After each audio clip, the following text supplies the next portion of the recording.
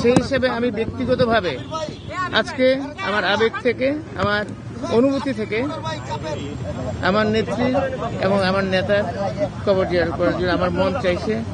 সেই জন্য আমি সকালে ঘুম থেকে উঠেই এটাই প্রথম এরাদা করেছি এবং এখানে চলে এসেছি।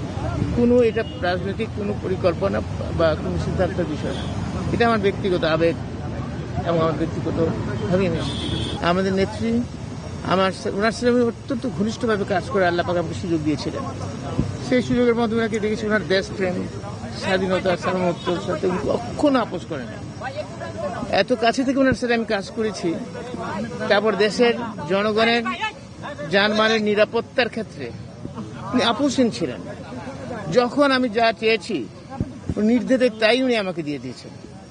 আমি বলছি যেটা করার জন্য আপনারা দেখেছেন যে র্যাব গঠনের ব্যাপারে, এবং র্যাবকে কিন্তু তখন রাজনৈতিকভাবে একদিনের জন্য 1 ঘন্টার জন্য আমরা ব্যবহার করি। 1 ঘন্টার জন্য আমরা ব্যবহার করি, কেউ বলতে পারবেন না, আপনারা প্রমাণ দেখাতে পারবেন না। এবং উনি সেই সুযোগটা দিয়েছিলেন। সেখানে যদি বিএনপির কোনো নেতাকর্মীরা থাকতো সেখানে উনি ছাড় দেন না। সেই নেত্রী ছিলেন আমাদের বেগম খালেদা জিয়া।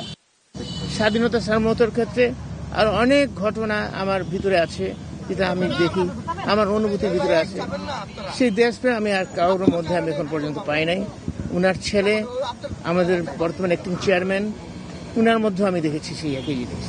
আমাদের নেতা জনাব তারেক রহমান সাহেব ওই একই জায়গাতে থেকে আমরা আসছি, তো সেখানে কোনো পরিবর্তন হওয়ার কোনো আশঙ্কা তো নাই। আমাদের মুখ্য লক্ষ্য হচ্ছে, আমাদের নেতা বলছেন ওনার একটা প্ল্যান আছে, প্ল্যানের মধ্যে 2টা অংশ উনি কিন্তু ইতিমধ্যেই বলেছেন। একটা হচ্ছে দেশের মধ্যে আইন শৃঙ্খলা পরিস্থিতি উন্নয়ন করা, দুর্নীতি নিরসন করা। এই দুটো কিন্তু উনি অলরেডি জাতির সামনে নিজেকে প্লেজ করেছেন।